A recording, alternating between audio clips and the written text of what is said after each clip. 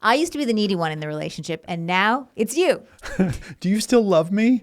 See? Pay some attention to me. Exactly. No, but seriously, I remember when we first met, I would go and knock on your office door and be trying to like get your attention, and you'd be like all busy doing work, and you'd kind of shush me away, and I would go and pout.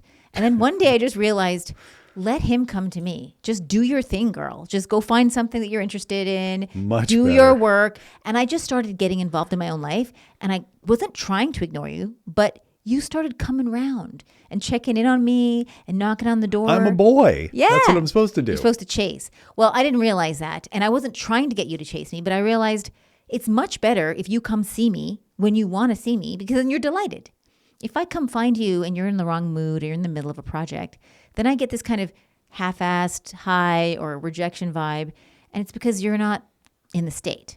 So I just decided I'm going to let you come find me when you need me. And we actually still have that in our house. You're the one that always knocks on my office door, and I don't think I ever come to your office. Well, that's because your office is every room in the house. No. Listen, you have speaker wires in every room in the house. No, my office is the brightest, the most beautiful, got the most sunlight. That's why you come to my office. Well, I mean, okay. So a couple of open loops here. So one is this idea of neediness. It is not attractive. Right? No. It's just not attractive. It's not attractive when you're single, and it's not attractive when you're in a relationship, because it feels like an emotional burden, like you're pushing onto the other and a person. pressure and a harassing.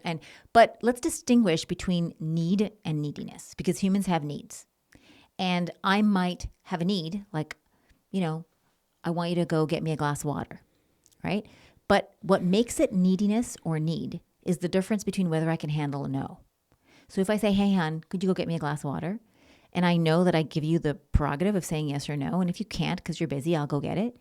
Then you won't experience it as needy. You'll experience it as a request, not a demand. And many requests are actually demands in disguise. I might say, will you come to the party with me? And I already have it in my mind that you have to say yes. And if you say no, I'm going to be really angry or pout or withhold my love. Mm-hmm.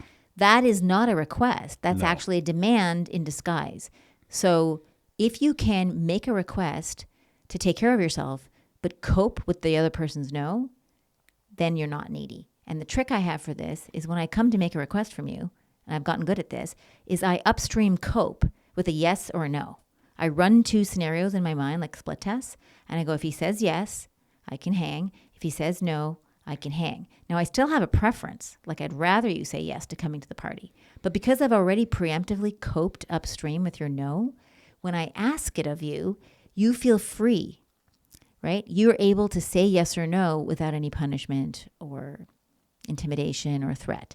Yeah, and if you're a more independent-minded person, if you're a little bit more of a autonomous, kind of agentic person, you can feel when someone's like the monkey of their neediness is trying to climb over kind of onto your shoulders, and it gives you the heebie-jeebies, in a lot of ways.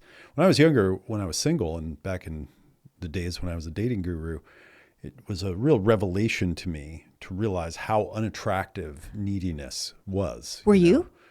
I mean, Early I think days? I was.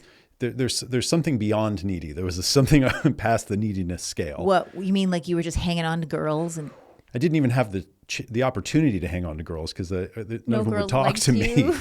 And so if one did, you were begging, not needy. yeah, exactly.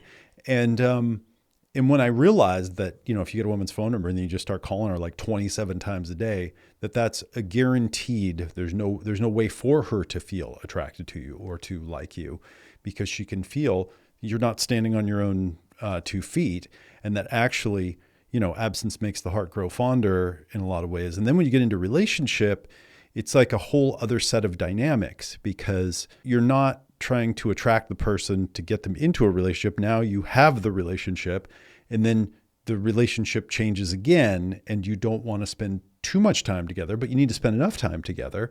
And this idea of that you used to come to, my door a lot. And then one day you woke up and realized like, oh, no, just let him do his thing. And then eventually he'll show up. And in a sense, I like that. I like realizing, oh, I miss her. Let me go see what she's up to and, see what's happening in her world.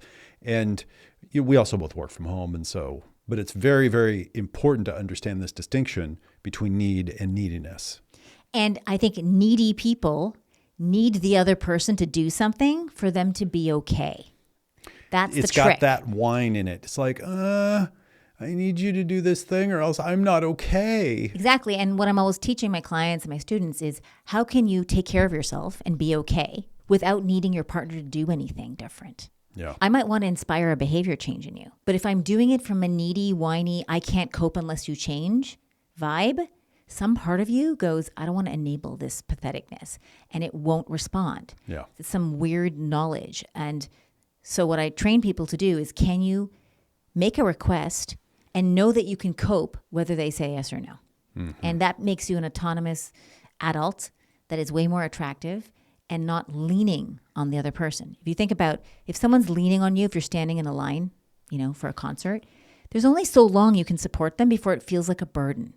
So learning to stand on your own 2 feet, and you can lean once in a while, but as soon as the person's uncomfortable, you lean off. Basically learning to attune to your own nervous system and tracking what your needs are and learning to fulfill them without leaning on someone else, being contingent on your partner, depending on another person. That's what makes you powerful. That's what makes you an adult. And that's what makes you less needy. And when you're less needy, you're more attractive. We're sharing the tools we've learned in the laboratory of our relationship. Follow us to take your love life to the next level.